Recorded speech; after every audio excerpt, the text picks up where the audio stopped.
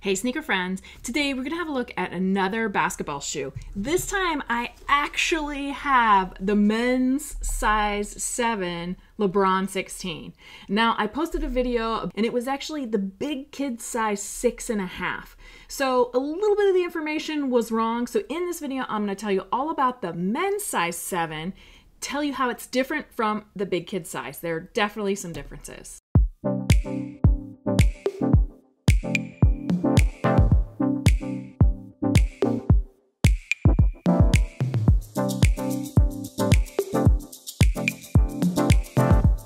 I bought the men's size 7 Lebron 16 on Nike's website. It was $185.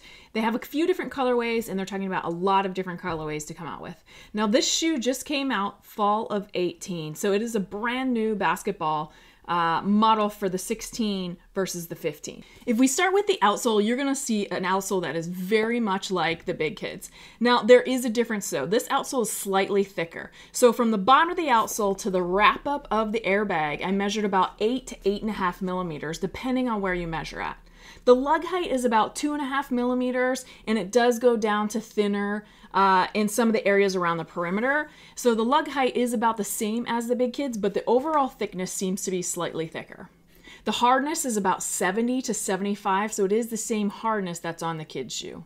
Now, if we take a look at the midsole, which in this case is a layer of foam with 3 airbags.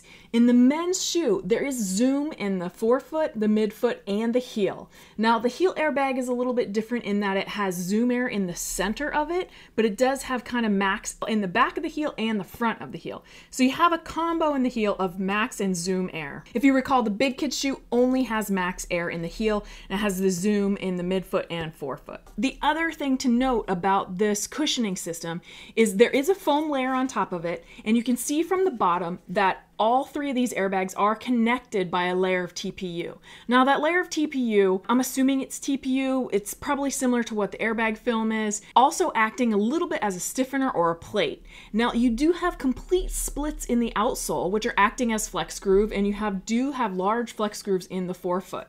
So all of that is providing you with a little bit more flexibility, but a little bit of stiffness for torsion in the midfoot of the shoe. The foam is the same as the big kids. It is about 50 hardness. It looks the same, feels the same, not much difference at all. The upper is Battle Knit 2.0. The only thing I really noticed different from the big kids shoe is the extra row of holes that you can lace through. And from several comments on my Big Kids Lebron 16 review, it's really challenging to relace through that secondary set of holes. But otherwise, you have a full Battle Knit upper. It's fully lined. The tongue is gusseted. The heel has some collar foam around the ankle. You have a full pull tab. You have the same heel. You have the same heel emboss of the lion with the same fabric. All the logos are quite muted on the shoe. Now, the strobel in this shoe is foam. It's about 1.5 millimeters of a soft foam to get you a little more extra cushioning. The sock liner has the Lebron King Lion logo on it, and it is about 5.25 millimeters of open cell foam. It is tacked down, but it is quite easy to remove out of the shoe. It is also molded in the heel to give a little bit of shaping and slight more comfort. One thing I did notice that some friends from Midsole Mondays or Monday Midsoles were talking about was that the Lebron doesn't have an outrigger on it like what is seen on LeBron shoes on TV. Now you will notice that it does have a little bit of outrigger, and for those that are kind of new to this, an outrigger is considered a lateral kind of the midsole kind of will jet out a little bit. It's called an outrigger to give you more stability from medial to lateral side. Now, it does have a little bit of outrigger on it very clearly. The airbag comes out, you know, the midsole comes out, but it isn't probably as much as I would have thought would be on the shoe. It's good and it's bad. A little bit of outrigger is good. Too much can be just simply too much stability for a lot of people. But it is a fine line in creating and how much do you make for that based on the different wearers of the shoe. Now, when I weighed these men's size 7s, the right came in at 449 grams and the left came in at 444 grams. That's a difference of 5 grams between the pair, which is a little bit unexpected. I would expect them to be the exact, very close to the same weight based on the quality and the price point of this shoe. Your total weight is 893 grams for the pair. Now, if we compare to the Big Kid shoes, which is a 6.5 youth, which is slightly smaller than this men's 7, about a half size, give or take a little bit, the total weight of those shoes for the pair was 674 grams. Literally, the men's is 893 grams, the Big Kids is 674 grams. That's over 200 grams more for the adult shoe, which tells you that there's definitely some more material and more support in the men's shoe than the Big Kids shoe. Another big difference between the Big Kids shoe and the men's is price point. The men's is $185 and the Big Kids shoe is $160.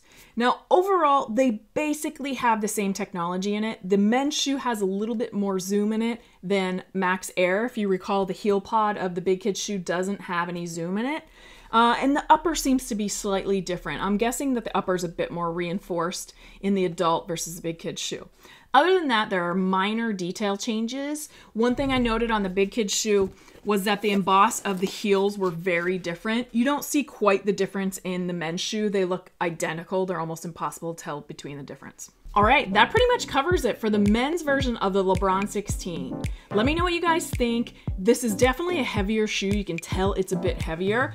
And I'm impressed. It's very similar to the kids' shoe for the price point, which the kids' shoe is still $160, which is still a lot.